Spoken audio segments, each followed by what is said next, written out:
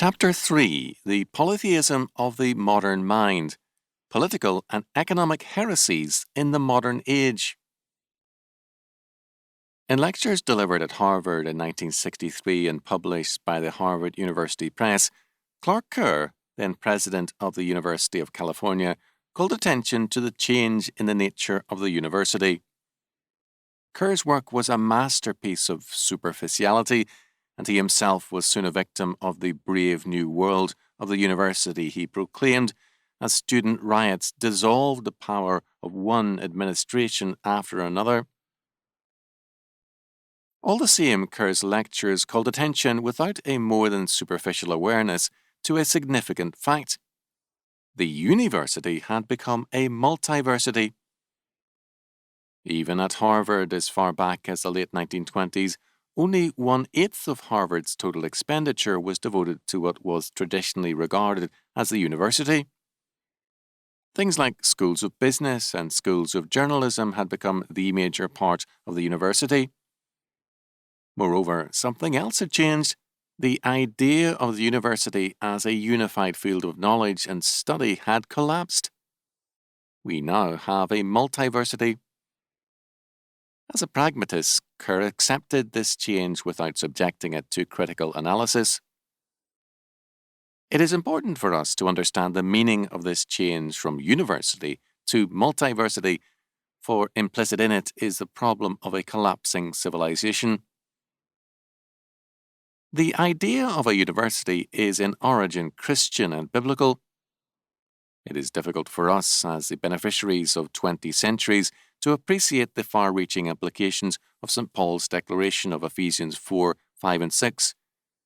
One Lord, one faith, one baptism, one God and Father of all, who is above all and through all and in you all. One Lord means one universe of law, one truth, one common body of knowledge, and one unchanging reality. It made possible the university because it meant a common universe of truth for all.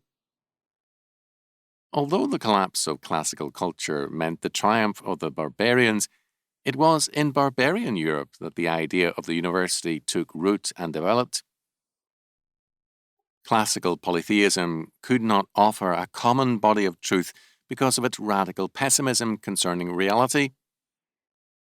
Because of the influence of Darwinism and the myths of evolution, we are accustomed to think of polytheism as a stage on the road to monotheism and then atheism. Polytheism, however, is characteristic of the collapsed or collapsing cultures, not the young and growing ones.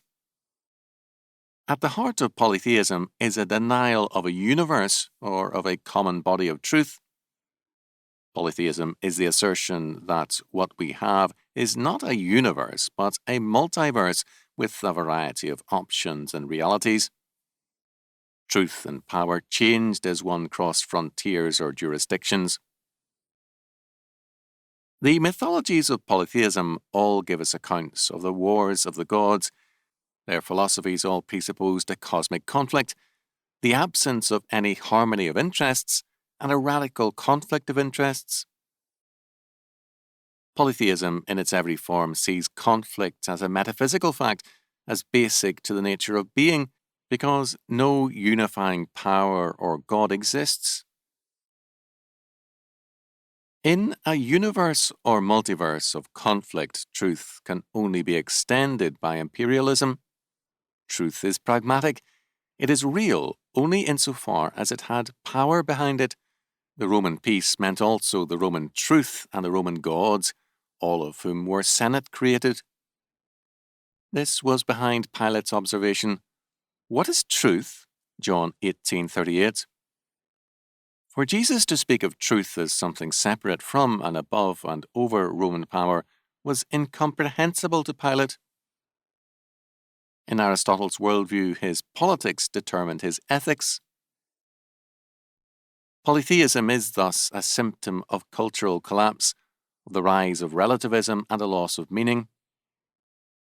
It began in philosophy with Descartes' principle, "I think, therefore I am," that is, with autonomous man as the starting point of reality, and it concluded with the development in Kant through Sartre, which reduced the world of meaning to the mind of man. With every man as his own God and universe, Genesis 3:5, the only roots of unity between man and man became love and coercion.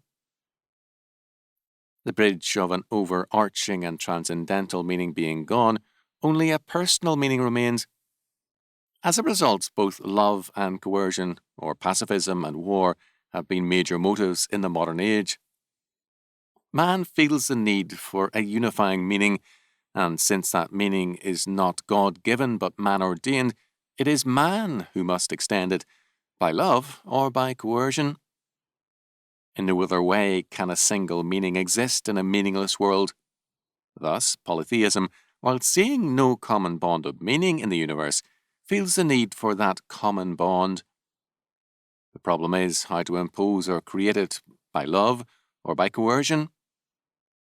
Eliminating the God of Scripture does not eliminate the need for a governing will and overall plan and meaning. If we have no God to supply it, man or the state somehow must. The French Revolution began with high-sounding phrases about freedom, and it soon proceeded to a policy of terrorism unknown to the monarchy. At the time of the fall of the Gironde, Robespierre prepared a private memorandum on the necessary course of a revolutionary regime. Quote, "A single will is necessary. It must be either Republican or Royalist. If it is to be Republican, there must be Republican ministers, a Republican press, Republican deputies, and a Republican government. The internal danger comes from the bourgeois. In order to defeat the bourgeois, we must rally the people. It is necessary that the people should ally itself with the convention, and that the convention must use the people. It is necessary to extend the present insurrection by degrees according to the same plan, to pay the sans-culottes and keep them in the towns to arm them, to inflame their anger and to enlighten them. It is necessary to exalt Republican enthusiasm by every possible means." End quote. What Robespierre called for first was a single will in France. The unified will of the state replaced the unified will of God as the source of meaning. Second, to attain such a unified will, a totalitarian state was necessary. No other party could be allowed to exist in the state, nor an independent press.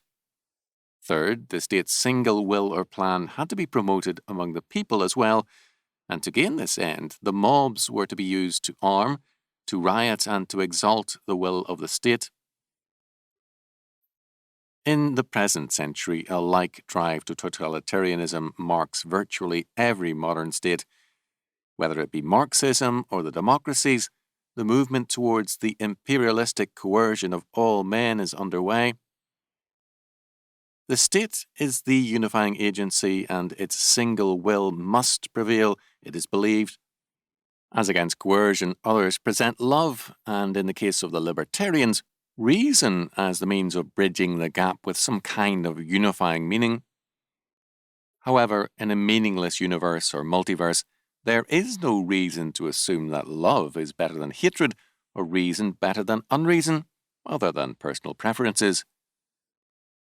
In an ocean of meaninglessness, neither love, reason, nor coercion have any meaning or value. Besides love and/or reason and coercion, a third alternative is possible. This is a logical assumption of the fact of polytheism. It is the withdrawal to a private domain of private meaning as the only secure threat in the sea of nothingness. In some forms today, this has meant Eastern religions and mysticisms, all alike given to a pessimistic world and life view, often to the ultimacy of nothingness and to a retreat which calls in essence for the care and nurture of the inner man in a collapsing world. Such a retreat, unhappily, has marked vast segments of the Christian Church, including in particular the more conservative groups. The practical import of this movement is that these churches and churchmen, while affirming the God of Scripture, have reduced him to one God among many. They have abandoned theism for polytheism in the name of Jesus Christ. Of late, these polytheists have hailed a book by one of their number as the manifesto of their position, namely Dr. Edward Norman's Christianity and the World Order, 1979. This little work has been enjoying a remarkably favourable reception. In his column, Michael Novak, writing on Religion and Ethnicity Are Back at Last, urges one and all to read and promote this work and, quote, give it to your pastor, end quote. Haven Bradford Gow, in The Christian News, June the 11th, 1979, reviews it favourably. In the Liberal Reformed Journal, July 1979, Dale Vree does the same. The Pietistic Banner of Truth, August-September 1979, is delighted with Dr. Norman's conclusions, as is E.W. Truman Dickon of the New Oxford Review, June 1979. The Encounter of South Africa reprinted chapters of Norman's study as a special supplement in issue after issue. Dr. Norman is no mean figure. He is Dean of Peterhouse and lecturer on history at Cambridge University and has 2 works in history to his credit. Christianity and the World Order was delivered as the BBC Wreath Lectures of 1978 and thus had a wide audience before publication. What does Dr. Norman have to say? He begins with a delightfully telling critique of the Fifth Assembly of the World Council of Churches in 1975 at Nairobi. His analysis of a new commandment, human rights, is telling. He does admit that, quote, biblical teachings have social consequences, end quote, but he is not interested in pursuing them. Instead, he pursues the idea of, quote, Christ's own sense of the worthlessness of all human values, end quote. Such a statement can be understood in 2 ways. First, we can assume that all humanistic or man-made values are invalid and therefore no ground for human action. In this case, we ground all our activities on God's Word. We believe then that legitimate goals and values are tenable on earth, that God's law word has a mandate for not only the church, but also the school, the state, economics, the arts and sciences, and all things else. We then see all reality as God ordained and created, and of necessity to be governed and used in terms of God's kingdom and law. Second, we can reject time and history in favour of eternity in a Neoplatonic assessment of natural reality as essentially meaningless or indifferent, and approach all history with a, quote, sense of historical relativism, end quote. This is Norman's approach. For him, Christ's only word for history is, quote, retribution and forgiveness, end quote. Norman, who begins by attacking neo-Marxism in the churches, concludes by declaring that his historical relativism has some affinities with the Marxist view of historical materialism, quote, which also depends upon a realistic appraisal of the relationship between social fact and the adoption of ideology, end quote. In other words, all our social action and our economic and political views are a class product. For Norman, God has no word for history, only an escape hatch from history. For Norman, the Christian-Marxist dialogue should have explored the social conditioning of politico-economic thought. In his own way, Norman calls for a surrender to Marxism. For Norman, the church should show men the way to eternity, quote, both in daily life and in the worship of the church, the prevailing emphasis upon the transformation of the material world has robbed men of their bridge to eternity, end quote. Thus, Norman is an implicit polytheist, not a Christian theist. His God rules in eternity. History is left to other gods. We can agree with him only at our peril, because behind his critique of the World Council of Churches is a denial of the relevance of biblical faith to history. His thinking ranges from Neoplatonic to Manichaean implications. He gives us a religion which is very alien to the law and the prophets, and to the gospel as well. Instead of the triune God, who is totally creator and Lord over heaven and earth, and whose law word governs all things, we have an absentee God who enters history only to provide an escape hatch from it. There is then no theologically valid difference between Marxism and a Mosaic economy. We should be indifferent to the politics of humanism and contemplate our navels and await eternity. Norman's God has no law word for this world, nor any relationship to the God of Scripture. Norman's heresy is by no means exceptional. It is a common one in our time, a product of a polytheistic retreat which masks itself as virtue. To say that our faith cannot be linked to the relativism of politics and economics is to say also that it cannot be linked at all to us, because we are, in all our being, a part of that same created world. We are creatures of dust, living in time, and we too should be therefore meaningless and beyond morality. This is, of course, the point of Norman's critique. Politics and economics are illegitimate as religious and moral concerns. We have here the most radical form of Anabaptist thought, as well as a systematic antinomianism. His faith has room only for retribution and forgiveness in this world, and then an escape from it. He sees no creation mandate, Genesis 1:26-28, to exercise dominion over all things under God, no necessity to put every area of life and thought under the kingship of Christ, 1 Corinthians 15:24-26, nor any sense of the relevancy of God's word for all of life.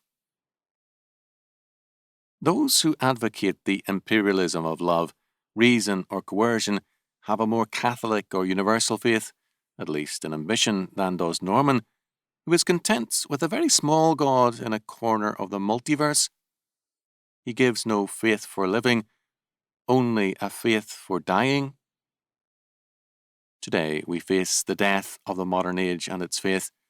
The death throes of humanistic statism, of the age of the state, are upon us, and this, the bloodiest of all ages in history, with a higher proportion of mankind slain than ever before by war, revolution, torture, famine, slave labour, mass murders, and the like, is likely to see even more victims of the great Moloch or statism.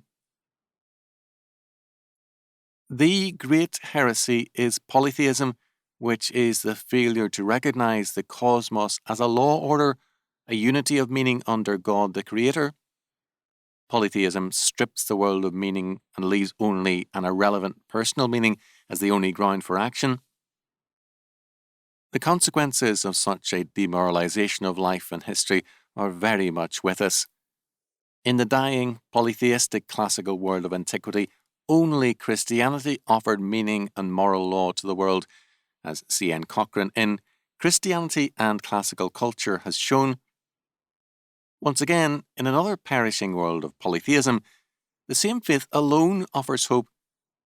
It has the word for every area of life.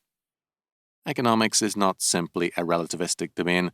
It is a moral one, and it is the God of Scripture who says, "Thou shalt not steal," Exodus 20:15.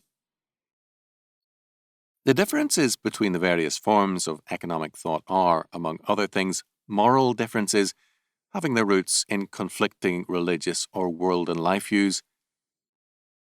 Law and authority are inescapably moral and religious concerns. Norman's faith is a form of pietistic withdrawal from life and history, and is thus far more radical in its departure from the God of Scripture than the men he criticizes. Christianity has a duty to set forth God's word concerning world order.